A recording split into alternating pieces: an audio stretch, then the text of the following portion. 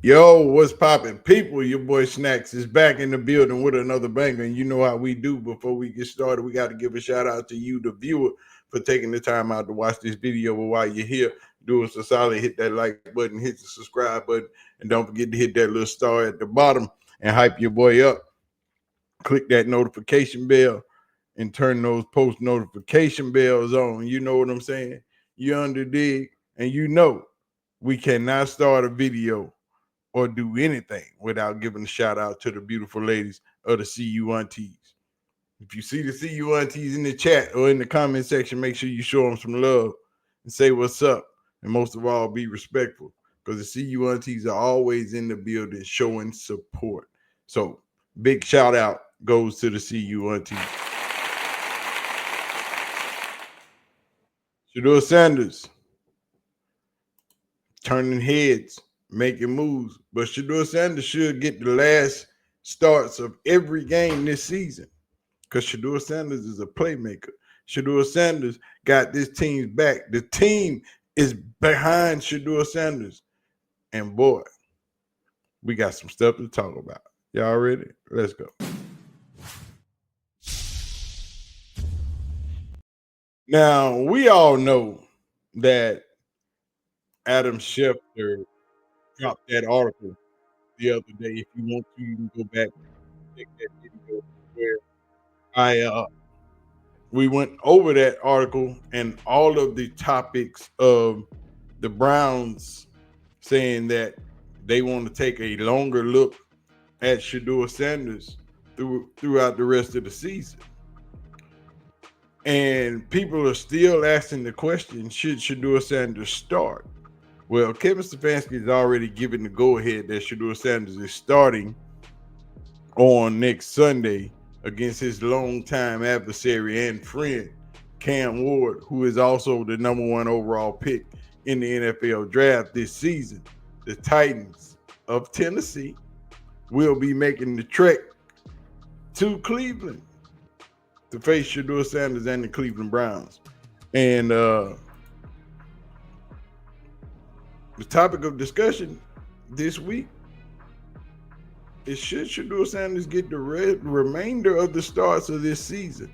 And we already know he should. We've already had this conversation over and over and over again. And the Browns did anything but claim Shedeur Sanders would be the starter, even though Kevin Stefanski is still on his week-to-week thing. You know, he going to go week by week and name a starter each week. It would only behoove them not to make idiots of themselves after having Adam Schefter drop this article that they want to take a longer look at Shedeur Sanders. And hell, the team is behind it. The squad is behind it. They've been speaking very, very highly of the young Shedeur Sanders. And our guy Cameron Wolf Sunday morning said some of the same sentiments that, hey, his teammates are with him 100%. They ready to rock and roll. Shedeur Sanders' effect is real. And as he makes his home debut today, that brash confidence that sometimes makes him polarizing, his teammates tell me is a superpower, and they feed off of it. Defensive tackle Malik Collins said he's built for this. Shedeur is built for the pressure. He said he sounds just like his dad, but it's natural. He said, you saw that 50-yard completion last week and Myles Garrett's reaction? That's all of us on defense. We've been waiting all year for this. And I'm told Sanders has been leading walkthroughs mentally, 6, 7 a.m. with his teammates, trying to get their chemistry, their timing up to speed. And we talked about that spark. Running back Dillon Sampson told me Shedeur Sanders has that effect. He can bring the energy out of you. When we're on the field together, we play loose, we play fun, we play like brothers. And we plan to play like that today. And they did. They played hard. Special teams just let them down. But Shedeur has done all the right things, including interacting with the media, just being the right guy. When all the odds are against you, when the media is trying to cause trouble between you and your head coach, trying to get you to bite and say the wrong thing in press conferences, they've just been doing the right thing. But T. Rizzo was fed up with the Browns head coach. And he think after that 4th and 1 call on Sunday, y'all might have sealed y'all fate. That the Browns coaches sealed their fate yesterday. It's 10-8. 10-8 in the third quarter. 4th and 1. Your own 33. You're going to go for it and have your tight end get the belly fumbles? Get the... Folks, I'm going to tell you something right now. I know owners of sports teams that would have fired these people on the spot yesterday. Enough of this. You got to be out of your mind to watch this garbage. The Browns are garbage. T. Rizzo is fed up. All the coaches need to be fired. He's sick of this shit. He tired of this mess. He ready to get it going. You know what I'm saying? But hell, he ain't the only one to feel that way. The boys on 92.3 The Fan, they've been talking that same talk. That since y'all dropped this article, y'all can't look at Shedeur like a short-term evaluation no more. You got to go all out. You got to go let him have the rest of the season to pick this shit up. Saw this report and I was like, what is it that you're trying to say? Because Adam Schefter's not a dummy. Right. Well, it's strange that, like, Adam Schefter's not a dummy. I agree with you there. I think he's putting this out on behalf of the Cleveland Browns. And as I said in the first segment, like, I feel like this is the Browns realizing what the rest of us have been saying. And Mike Florio, Pro Football Talk, put out a really good kind of column on the situation. And I do agree with it. I have to agree with it. I don't think that the Browns were ever intentionally sabotaging Shedeur Sanders. I think that the Browns fell in too deeply to their own groupthink, understanding that they thought Shedeur Sanders was some sort of project quarterback and Dillon Gabriel was God's gift to football, whereas in reality, it could potentially have been the other way around, and that Shedeur Sanders and his raw tools are always going to give the team a better chance to win, whereas Dillon Gabriel is just flat out boring to watch. And while the Browns weren't trying to sabotage Shedeur Sanders, they certainly never celebrated him either, and they were treating him like a shorter term asset. Like, that's what I was talking about in the first segment. Like, they always talked about Shedeur Sanders, that in the 5th round it was tremendous value and all of this stuff. And like, okay, if you're talking about value when it comes to a quarterback, this is probably not a guy that you're looking at to being a long-term solution to anything. If you're repeatedly just talking about the great value that you got him at instead of his pinpoint accuracy, his big arm, the fact that he is a little bit more athletic than Dillon Gabriel, like, those are the things that they should have been discussing. And I think it took that 52-yard pass to Isaiah Bond for Kevin Stefanski to say, oh, this guy could play. This guy might be all right. And the rest of us have been screaming it from the rooftops all season long, but it feels like the Browns have finally come along to that realization that we've been imploring them to. That's right. They finally starting to figure it out. They finally starting to see the light. Or have they been told to look into the light? Because that right there is your guy. And we need to see him for the rest of the season. We don't need to wait. We don't need to see no more Dillon Gabriel. We've seen Dillon Gabriel in full effect. Dillon Gabriel has shown us in 6 games. Now we got 5 to 6 more games left. We need to see this Sanders kid. And Jimmy Haslam come downstairs and finally put his foot down. Because left up to Kevin Stefanski and his devices, Shedeur Sanders probably wouldn't see the field until week 15, week 16. But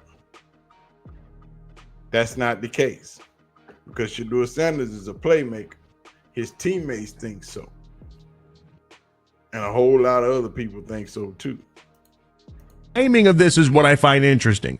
I don't think you can release this and then all of a sudden, if Shedeur stinks up the joint today, tell him he doesn't have the game against the Titans. Like, my big takeaway on this is that part of the equation got removed. Even if for the longest time, I worried this would just be a 2-game audition at best, and he had to keep proving it week in, week out, and then he would get it's almost like a carrot. He's got a carrot on a stick. They're just going to dangle it for him.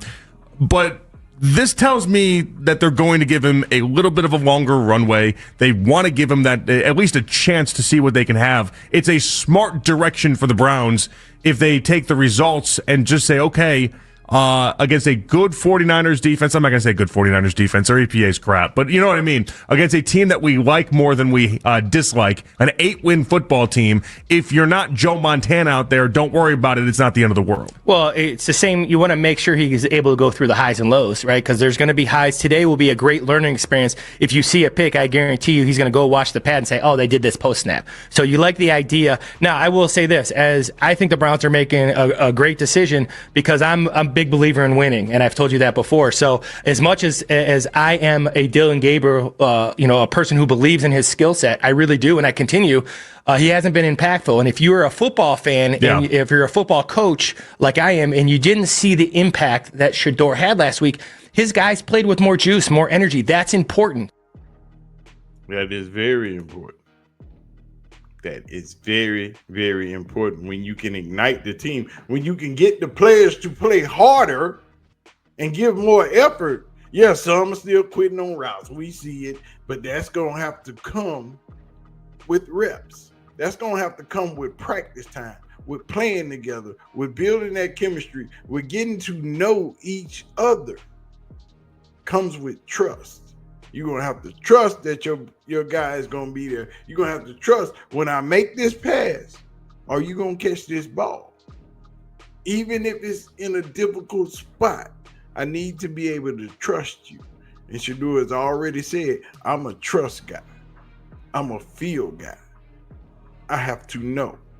And in order for the quarterback and the receiver to be on the same page, they have to look out at that defense and see the same thing. They have to understand without being able to communicate it to each other what they are seeing. If you seeing cover 3 and I'm seeing cover 3, then we on the same page. But if you see cover 3 and I see cover 2, hold on now. So you run a different route because there are different routes for different coverages.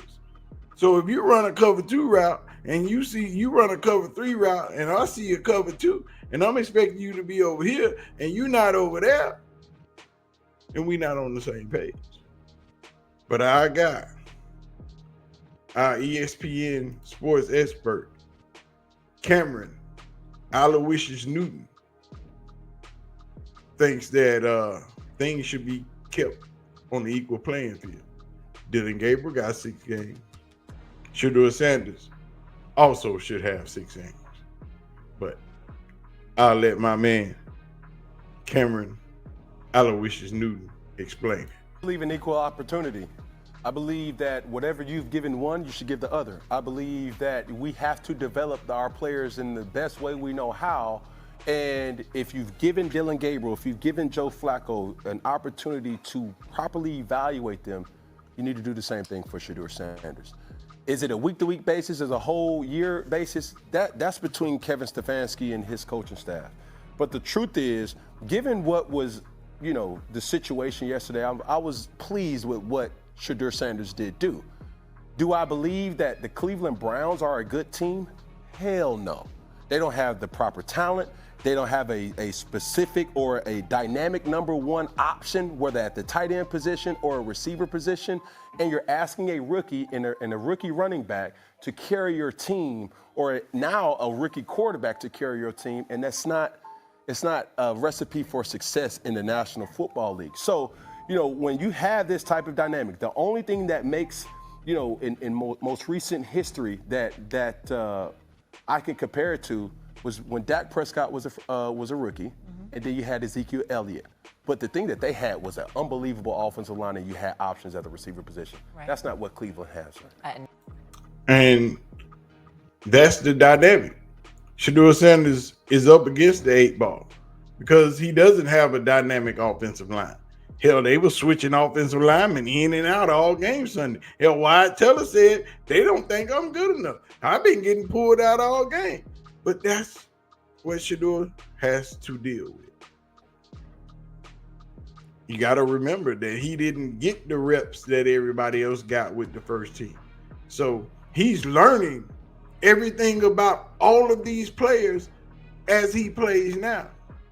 He didn't get those extended reps in preseason or in OTAs or in minicamp or in rookie minicamp. He didn't have any of that. Everybody else got those reps with those players. Shedeur did. So when they say he's behind, this is why he's behind. This is why he doesn't have the chemistry with the receivers or the thing. Now they're going to have to take that time and go outside of practice and run routes and do those things and try to build that chemistry up. But it's going to take a minute. It ain't just going to be dynamic off the top. It has to be learned and earned. But y'all let me know what y'all think. The players think Shedeur is a playmaker. The team thinks Shedeur is dynamic. They got his back 100%. So y'all let me know what y'all think in the comment section. Do not forget to use that like button. Hit it. Hit that subscribe button. Hit that post notification bell. Also, hit that little star down there. Hype your boy up. Because we got it coming. It's going to be a live week. Cam Newton and the Tennessee Titans are coming to town. It's a lot of talk going on. And we also going to get into Coach Prime this week. And that bad season they had in Colorado.